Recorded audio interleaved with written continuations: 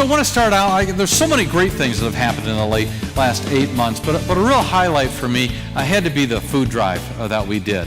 And just the way we came together and the generosity of God's people and what you all accomplished. I don't know if you read all the stuff that's in there, but over 8,000 items were gathered.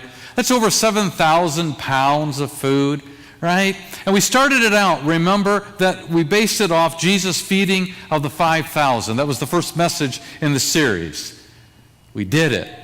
We did it. Over 5,000 meals were done because of you and what you did. That's just awesome stuff, right? That's just making an impact in our community with the love of God. Great things. Lots of other things that have happened in the past. But looking ahead, this is going to be a busy summer. Busy summer. And one of the things I want to highlight for you is the Early Learning Center. I'm guessing that we're all still kind of mourning the loss of the elementary grades, that we weren't able to continue that. But I don't want you to lose sight of what God has been blessing among us, and that is the Early Learning Center, right? The youngest of those among us, and it's thriving, and God continues to bless it. Well north of 160 kids, and it's growing from there. And the impact that it has in the kingdom is astounding. I asked Linda Pauly, our director of the Early Learning Center, I said, since its inception, what have we had? What's a number we can latch on to? And numbers are not always fertile, but this one's pretty staggering. Since 2002, 272 baptisms has resulted of families that were in the Early Learning Center. That's 39% of all the baptisms we've done here over those years. And what's really cool is 20 of those were mom and dads, the parents. It's because we're sharing the love of God with these little ones. Every day they have Jesus time where Bible stories are shared with them. They pray before snacks and meals, and they have chapel together. And then these little missionaries who've been touched by God's love go home, and they share that love with mom and dad, and God captures their hearts. And we get the privilege of seeing some of them here among us and joining us here as Risen Savior's family. Just cool things are happening. And it's growing. That's really what I want to share with you.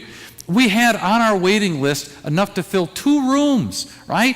And so right now, frantically working to get those classrooms ready. Rooms that we couldn't fill before, for good reasons, because we had the elementary school. But now that those rooms are being used, they're not going to be left empty.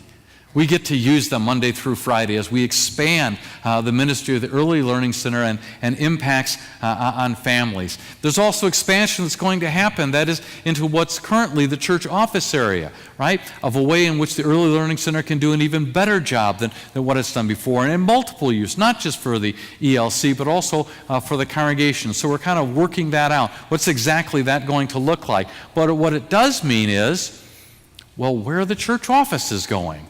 I'm glad you asked. The Pathways Center, of course. As I understand it, I wasn't here, but I think that was part of the rationale of the building to the north and buying that and the property is that we would use it. It's absolutely perfectly situated for offices because that's what it was designed and created for, right? Bank offices and meeting areas, right? A little bit of tweaks here and there that had to be done to turn it into church offices, right? And that work is currently going on right now, is making some adjustments over there so that it's a good home for us. The good news is that there's enough offices over there right now for the staff that we have coming on board, which currently in our office area we were 1 short, okay? But it also gives us room for expansion over there. So cool things are happening. But I want you to know that we're going to continue to use the large conference room as a congregation, right? We've been using it for church council, full elders, various other meetings, right? But even beyond that, 3 times now, we've had rather smaller funerals that were here. They're looking for a place to have, the luncheon, the reception afterwards. 3 times we've used the conference room over there, and it's spilled out into the patio. Probably won't do that this month or next month, right? But what I'm saying is we'll continue to use that, even though the offices are over there. There's the north section of the building. If you've gone over there, you may recall it was filled with desks and file cabinets. Those have all been cleared away. We now have a wonderful medium-sized meeting room there, right? The men's group has met there several times, right? Because they couldn't fit in the conference room. We'll continue to use that, even though the offices are there. Primarily Monday through Friday, yes, the offices, that's what it's going to be used for. But what it means means is we've turned that building into 7 days a week, 365 days a year. We're going to use the resource that God blessed us with. When's it all going to take place? We got a target date of July 1. I'm hoping, I'm praying, right? I'll let you know for sure, right? Because you'll need to know. You'll show up at the church office, and the good news is you'll meet the Early Learning Center staff, right?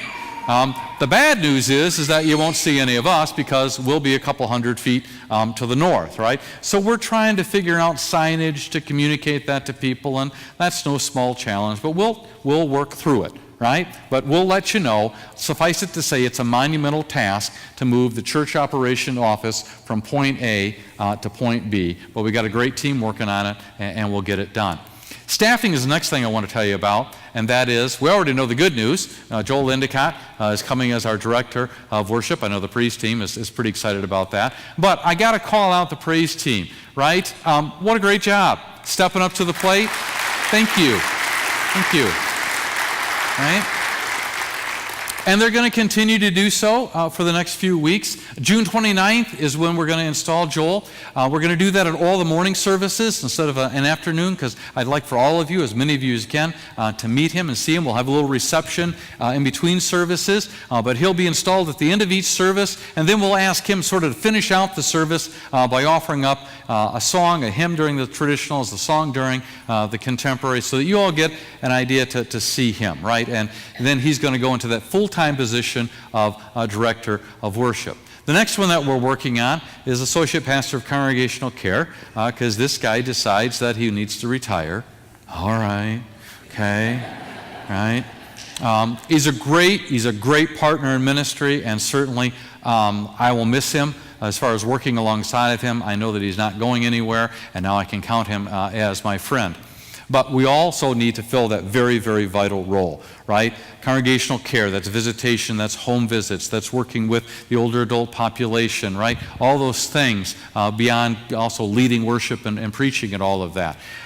We're busy at that. The call committee has met several times. They've done everything that they can do up to this point. We're waiting on a list of candidates from the district. Our district president was out of the country. I'm not sure how long. I'm guessing a couple weeks. He was over in China on a mission trip. But he came back last week. On Tuesday, he was back in the office. So I'm hoping, praying again, that this week we'll have that list of names. The way it will work then is once we have the list of names, the call committee will pray over those names, right? And then we'll look at all the credentials and we'll look at all the information on every candidate, right? And then say, well, which of these that seem to fit what we're looking for? We'll give them a telephone call and say, are you open to considering a call to our congregation? Those that say no will get removed. Those that say, yeah, okay, they stay on. We'll take a look at it again. We'll do Skype interviews so we can see face-to-face kind of things of what's happening. Again, just using all the human side of things to see that there's a match and to understand and discern, is this God's will? Who's the man that he wants to have here? We'll bring a couple of them in for on-site visits. They can see our ministry. We can see them. Something that I want to know is, how do they fit in with our team here? Because that's very, very important. We've got the privilege, right, of gathering and assembling a team. Well, how do they all fit in? How do we all work together? Crucial, right? And then finally, a recommendation will come. So we'll have a congregational meeting. We'll tell you everything that we've done, and we'll say, this seems to be the one that God is leading us to, and find out if you agree. And is that indeed where Holy Spirit has led us? And then call the man. Timetable, wish I could tell you. God has yet to share with me his timetable on anything. I have asked, right? He never shares his timetable with me. So I don't know. Just know that we're diligently working, and as soon as we get that call list together, we will move together, right, in an orderly fashion, but we will not rush, because we want to give God's Spirit time to guide and lead us and obey his timing, not our timing. The last position that we'll be looking at is Director of Family Life. I need to pause here for a moment and remind you or tell you that when Shelley was here, Shelley was doing double, maybe triple duty. Shelley Schwam, who was our Director of Christian Education, was originally called, as I understand it, for youth and missions, not for worship. Well, very shortly, even before she got here, she was thrust into worship. Did a fantastic job with the praise team, right? And that's a full-time job. Well, there's also the full-time job of working with our children and with our youth, right? Joel will not be working with our youth and children, okay? We've called him to lead our worship department, and that's what he'll do full time. That leaves a huge gap in our ministry. And to be really honest with you, this is a two-person position. We really need somebody for children's ministry and somebody for youth ministry. We frankly don't have the budget. And just like you have to live within your means as a budget, we as a church have to live within our means. And the only thing that we really can do is one person. So we're looking for a unique person. Now, I believe and I trust that our congregation will grow, our ministry will grow, and this will be two people. We'll have someone for children, and we'll have somebody for youth, right? Until that time, we need to find somebody who's going to lead the charge and build that up, right? Crucial position, right? As we want to reach out and minister to our younger families who have kids, we've got those in the Early Learning Center. We've got, all of a sudden, construction is happening again in the East Valley, right, all around us. That means younger families are going to be moving in. We need to be in a place where we can minister to them. We can share the gospel with the youngest of them all the way up through young adulthood. So, important area. We're just beginning right now. I'm doing a lot of listening, all right, what has happened in the past in those areas, what is it that we're looking for to happen in the future. We'll pull together a committee, we'll have a job description, and then we'll do a nationwide search to find the person that will fill that. I'd love to rush that process and get it done as quickly as possible, but once again,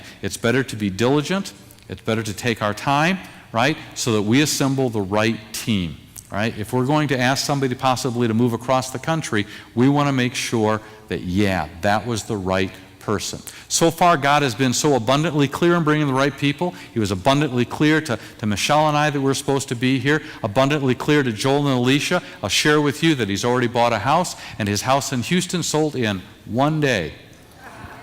Okay? That's paving the way. That's being abundantly clear. That's what we want for all of these positions, to have that kind of confidence as we put together the team here, right? So we'll move ahead in faith and trust that God's timetable is the right one. Well, if that wasn't enough to be happening this summer, let's throw in structure too. Yeah, why not? Policy-based governance, right? I know, structure governance.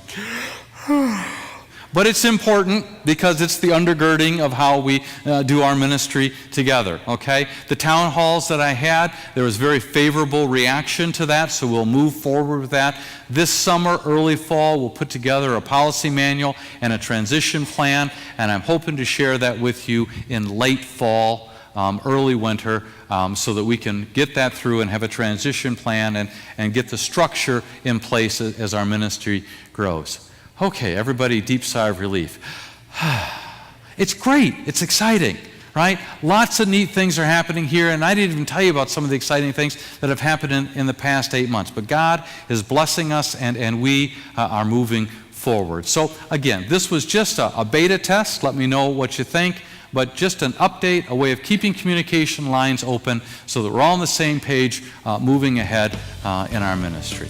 So with that said, I want God to watch over you this week as a loving Father. I want to walk beside you as a close friend, dwell in your heart as a constant companion. Have a great week.